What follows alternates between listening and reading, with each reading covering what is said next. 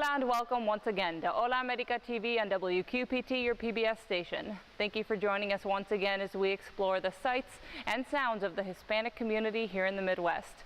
My name is Natalie Zeroni and I'm a reporter here in the Quad Cities for CBS 4 and also your host. Today we're at the beautiful Quad Cities Botanical Center in Rock Island and we have an exclusive interview with their executive director Amy Jenkins and a little preview before the opening of the new children's garden first phase. We also bring you the images of the recreation of the Stations of the Cross, also known as the Via Crucis for its name in Latin. For over 15 years, the Hispanic Catholic community has presented this touching recreation with members of their congregation as the actors. And with Cinco de Mayo coming up, we have a special report about the real significance of this holiday. We'll also bring you the news briefs and the Que Pasa community calendar that will cover some of the current events of our community. We invite you to join the conversation on our Facebook page, Hola America News, or on Twitter. There you'll find more pictures, extended interviews, and more exclusive material. And please visit our remodeled website with a fresh new look. And now it's updated 3 times a week, so you can keep up with what's happening in our community in Iowa and Illinois. But first, here's a little information about the Botanical Center Children's Garden. After years of planning, the Quad City Botanical Center is getting ready to open Phase 1 of their Children's Garden project. The project is being developed on the lot directly west of the existing building. The first phase includes an entry plaza, a riverway, and delta designed to provide fun and experimental learning about plants, water, and riverways. The garden is a whimsical and playful interpretation of nature. Phase 1 includes the entry plaza. The gateway opens into a world of 4s. Underfoot is the human sundial, with the 4 seasons and the 4 directions, the 4-way tests, factors of 4, games of 4, and flowers of 4. This area is where the adventure begins. The entry plaza leads to the delta and river. This child-sized version of the Mississippi River with the meandering shallow stream provides the opportunity for children to interact with water, with people, and with the environment. Surrounded by lush and robust gardens and the intrigue of water play, children will be carried away on their imaginations. Playing in the Children's Garden River exhibit will help children experiment with cause and effect, develop motor skills, engage in socialization and group play, and heighten the senses of sight, smell, hearing, and touch. Children will interact in many ways. They may play independently or together with other children or parents. They will also learn on docent-led educational tours and through docent-led activities. The children will be allowed access to the water where they may alter the course of the river's flow, interact with spray creatures, float objects downstream, dam the river with stones and sticks, and experience the current and water's movement. Garden beds surrounding the waterway and entry plaza will be planted with a wide variety of showy flowering perennials, ornamental grasses, knockout roses, native prairie plants, trees, shrubs, and colorful annuals. The river has been carefully designed to be safe and accessible. It will appeal to children, but the activities encourage intergenerational play, so the families and caregivers of the children may also become involved in the activity.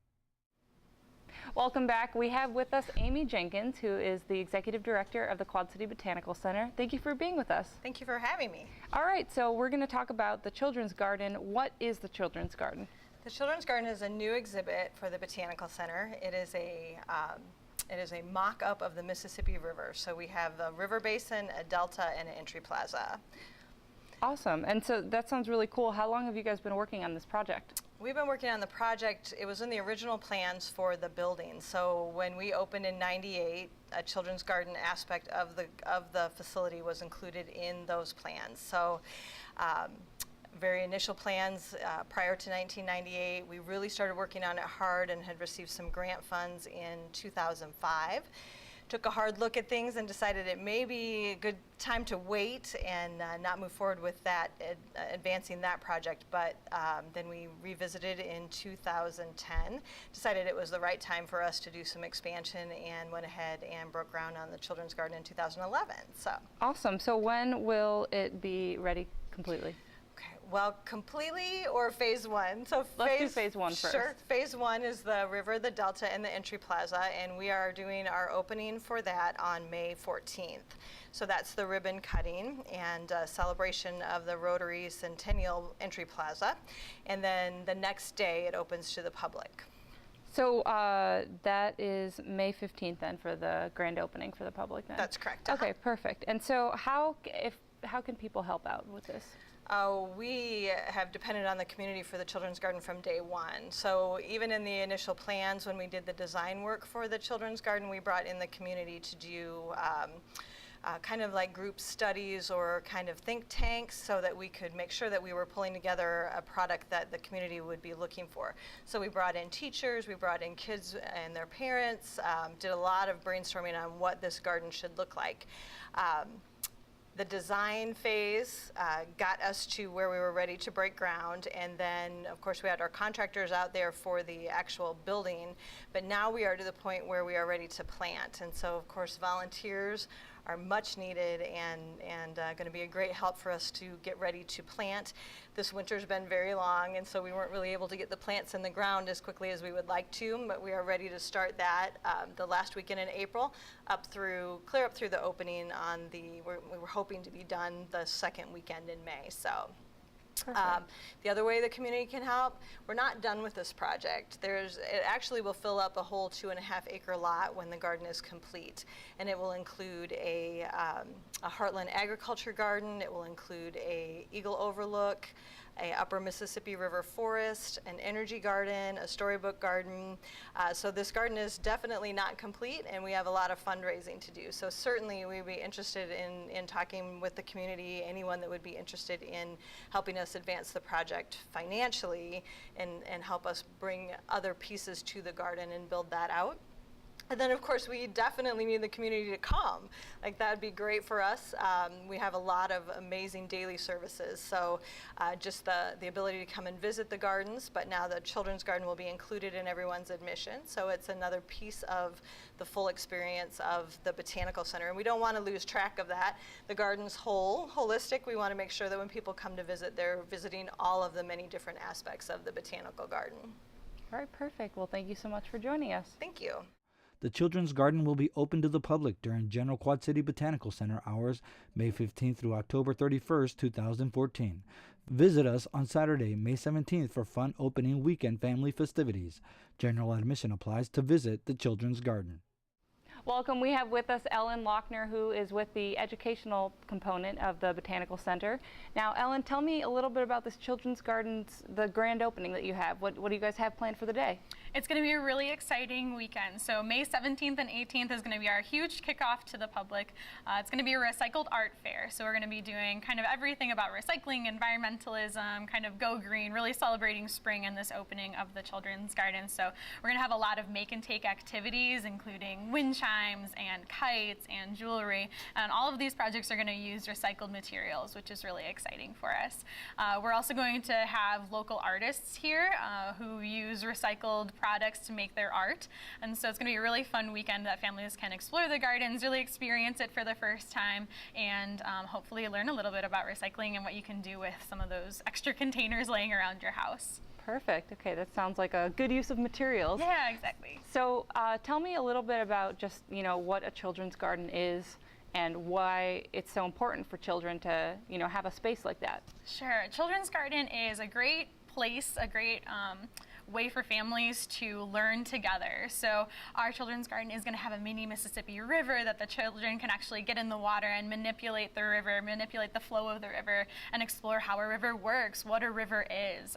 We're also going to have a vegetable garden that we want to function kind of like a community garden. So families will come and be able to learn how to grow vegetables and what composting is, really actually get their hands in the dirt and do some of the planting and hopefully harvesting and take some of that produce home with them.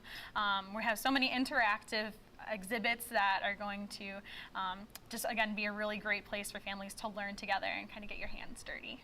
All right, that sounds like a lot of fun, and it sounds like an important thing to have. Thank you, Ellen, for being with us. Thank you. All right, now if you want to learn more about the Children's Garden, please visit their website at www.qcgardens.com or on their Facebook page. Again, that's the Quad City Botanical Center. And next up, we have a segment about some of the meaning of Cinco de Mayo.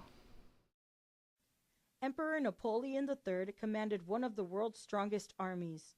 The goal of Napoleon III and his army was to expand his French Empire, make it stronger, and have a solid government set in place for France in the Americas. With the French influence in Louisiana, Napoleon hoped to conquer Mexico and begin expanding his empire. In over 50 years, the French army was never defeated, and it was with this great confidence that they planned to destroy Puebla on their way to the capital, Mexico City. In a time when the Americas were new, independent countries, the risk of European foreign invasions was very high. All countries had to worry about losing their new countries, but few could defend themselves against larger, more advanced armies. General Ignacio Zaragoza of Mexico knew the French were coming full force.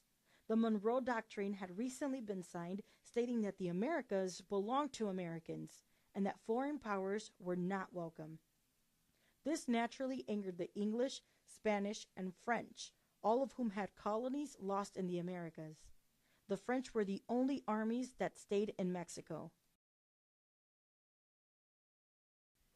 On May 5th, 1862, the French invaded Mexico through Puebla. The Mexican army used many peasants, most not trained to fight as soldiers, but trained to work the land. Their pride gave them the courage and strength to fight for their country. General Zaragoza ordered Colonel Porfirio Diaz to take the cavalry unit, considered one of the best in the world at the time, out to the French flanks. The French cavalry responded by sending its cavalry off to chase Colonel Diaz and his men. The Mexican cavalry destroyed the French, and the remaining French soldiers charged the Mexican defenders. The great battle continued with the Mexicans defeating an advanced, well-armed, and larger French army. Mexico had won a great victory that in turn helped keep Napoleon III from supplying the Confederate rebels for another year in the United States Civil War. Those 12 months were crucial in the Union's army's efforts to build up their army and eventually smash the Confederate soldiers at Gettysburg 14 months after the Battle of Puebla. After the Civil War, Union forces were rushed to the Texas-Mexican border under General Phil Sheridan, who made sure that the Mexicans got all the weapons and ammunition they needed to expel the French. The United States had such a part in helping Mexico that the American Legion of Honor marched in the victory parade in Mexico City. Good neighbors helping each other out in a time of need.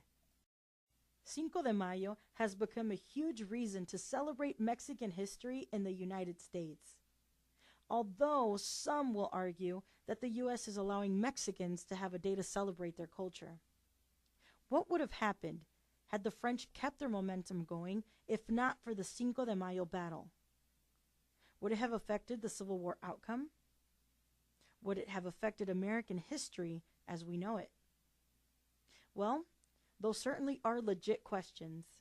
Cinco de Mayo, a Mexican and American celebration. With many restaurants and organizations celebrating Cinco de Mayo, this holiday becomes one of the busiest days for the Quad Cities Ballet Folklorico. We bring you some images on how they get ready for this busy weekend.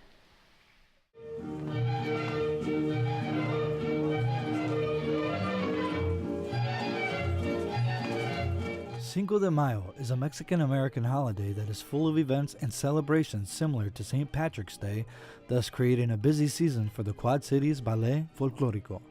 30 years have passed since Mr. Arnulfo Camarillo founded the Quad Cities Ballet Folklorico. They have become a permanent fixture of Mexican culture in the Quad Cities through dance and music. There are numerous performances throughout the year from dancers ranging in ages from 6 to 16. Our cameras were invited to one of their practices at the Moline Township, where they worked on the last-minute details and costume changes to make sure they have a successful series of presentations for this Cinco de Mayo. We're getting ready for our performances on May 3rd, May 10th, and we actually have one coming up before that, April 30th. April 30th will be at Moline Library. May 3rd, we will be at Gonzo's in Davenport, and then later that evening will be at Our Lady of Grace in East Moline. And May 10th will be at the Rock Island Arsenal. The dancers are not only learning new steps, they are also learning how the Mexican culture is a mix of many European influences. It's an educational experience that tells them the stories behind traditional Mexican songs and dances, which they would otherwise never know. The community benefits as well, as they are also learning about the Mexican culture. With all the extra hard work, the director has recruited the help of some of the parents, as well as current dancer 16-year-old Victor Mendoza, who has been dancing for the Quad Cities Ballet Folklorico since he was a little kid. Well, I like helping them out and stuff, so it feels a lot better. Yes, he is. He is pretty much my assistant now. He's taking on more of the teaching, duties, helping me with attendance, helping me with music, helping me with even choreography. So he's been a big help. It feels good. I mean, obviously, someone is embracing the whole teaching aspect of not just performing and learning, but actually teaching the kids the steps. So it feels good. At certain times, the group was able to perform as far as Indiana, Minnesota, and Arizona, but have not been able to due to the high costs of traveling. The group has also brought in dance instructors from different parts of Mexico that teach the students and Quad Cities Ballet Folklorico instructors new dances from different states in Mexico, something that they want to continue doing. The group currently knows dances from more than 20 states in Mexico for a total of over 100 different dances. The many practices could become a little tiresome for the young kids, but they have enough downtime to relax and play some video games. They currently have more than 50 kids participating, and although they have many kids participating, director Ray Terrones wishes more boys would step up and join the group. We have many parents helping out. We have alumni that are donating money to us, but the real big thing that we need is more boys. We need more boys to join the group. I have at least over 50, about 50 to 55 kids, and we actually have 2 groups now in the small group of females. I have one group of females and then a secondary group of females, so we're growing as we speak. You can watch them dance at the Cinco de Mayo celebration on the Arsenal this May 10th from 3 to 5 p.m. at Heritage Hall inside the Arsenal. For more information on the events where Quad Cities Ballet Folklorico will be dancing, please check out Facebook page Hola America News.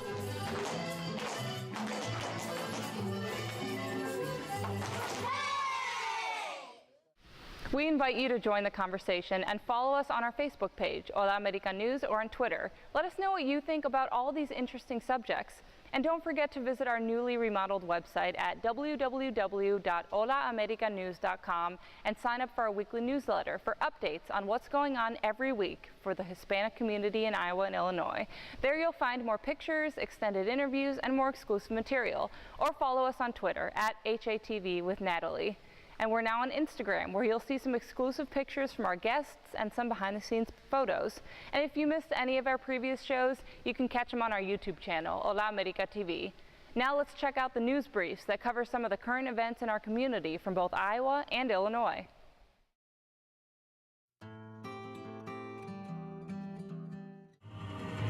Este hombre será rey.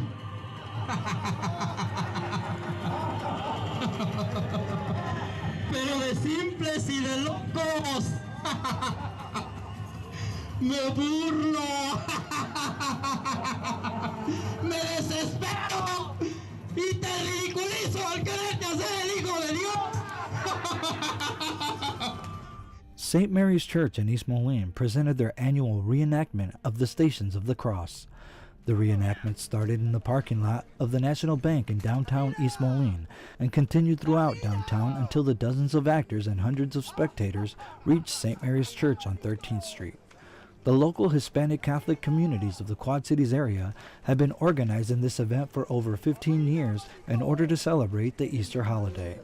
The reenactments consist of dozens of members of the church of all ages that every year volunteer their time to put this play together. Over the years, the presentations have changed locations. They have performed in Moline, East Moline, and Davenport, Iowa. The Stations of the Cross, or Via Crucis for its Latin name, is celebrated in cities all over the world, and one of the most famous places happens to be Mexico City in the Iztapalapa neighborhood, where they have been following this tradition for over 170 years. One of its most controversial representations is in the Philippines, where the crucifixion is real, and the steel nails are driven through the palms of the hands and into the soft tissue between the toes. They claim no long-term damage is caused. Gratefully, this is not the case of the presentations in this area. They are played a lot safer and in a family-friendly atmosphere. The Hispanic community wanted to keep this tradition alive, and it has been very welcomed by their respective congregations. To see more pictures of this event, visit our Facebook page, Hola America News. Last week marked the end of the winter season for indoor soccer of the Liga Bicentenario of the Quad Cities. On Saturday, April 12th, in the semifinal round, Irapuato beat Fresnillo with the score of 9-5. In the other semifinal round, Costa beat Real León by 3-1. In the finals, Costa and Irapuato fought a very close game that ended tied at the end of regulation time and had to be defined by penalty kicks, where Costa won by the minimum difference of 5-4. Congratulations to all the teams in the Liga Bicentenario, the organizers, and sponsors for a great season. We invite you to join the conversation and follow us on our Facebook page, Hola America News, or on Twitter. Let us know what you think about all of these interesting subjects.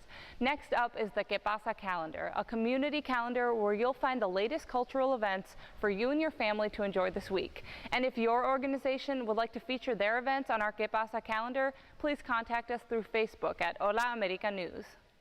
Carlos Harrison, a Pulitzer Prize-winning journalist, will be introducing his new book, Ghosts of Hero Street, on May 6 at 11 a.m. at Hero Street Memorial Park in Silvis.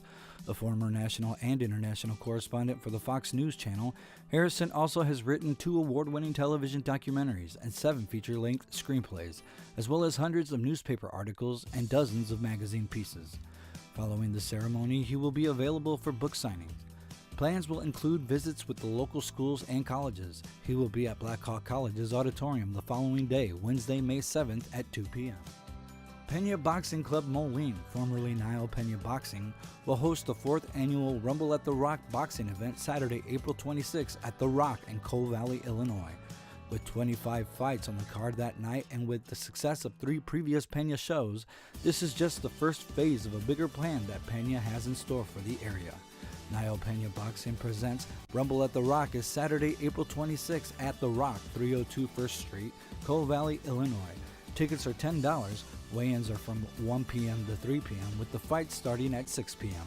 For more information, call Nile Pena at 309-373-2775 or visit Hola America Sports Facebook page. Celebrate Cinco de Mayo at the Arsenal next Saturday, May 10th at Heritage Hall from 3 to 5 p.m. Enjoy a presentation by the Quad Cities Ballet Folklorico, a homemade salsa contest, a photo booth, and a piñata. Food is available for purchase from El Mariachi Restaurant and MWR. This event is open to the public and admission is free. The Davenport Fire Department invites you to a recruitment workshop on Saturday, April 26th from 10 a.m. to 12 p.m.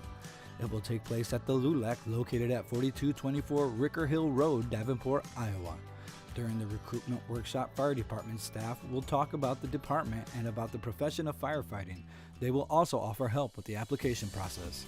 Applications will be accepted during the workshop as well. During this recruitment workshop, participants will be able to learn more about the testing process. The fire department recruitment workshop is a great opportunity to learn more about the profession of firefighting and to see if this profession is a good fit for you. For more events, please visit our remodeled website, www.holamericanews.com, and please sign up for our weekly e-newsletter for updates on what is going on every week in the Hispanic communities of Illinois and Iowa. It's time to say goodbye for tonight, but we would love to hear from you, so don't forget to connect with us through our Facebook page, Hola America News, or with Twitter, HATV with Natalie. And we're now on Instagram, where you'll see exclusive pictures from our guests and some behind-the-scenes pictures. And if you missed any of our previous shows, you can catch them on our YouTube channel, Hola America TV. Don't forget to tune in next month when we'll continue our journey of the sights and sounds of the Hispanic community here in the Midwest. Muchas gracias y buenas noches. Next month, due to coverage of the Illinois State House, Hola America TV will air on Wednesday, May 28th at 6:30 p.m. It will also be a special show dedicated to our local standout athletes. On that show, we have an exclusive interview with Iowa wrestler and NCAA national champion Anthony Ramos. Also, we have an interview with Junior Olympics and Iowa Golden Gloves Ashley Landa from Clinton, Iowa, and a preview of the upcoming local races for this summer with Joe Marino, the director of the Quad Cities Marathon. All of that and much more next month on Hola America TV.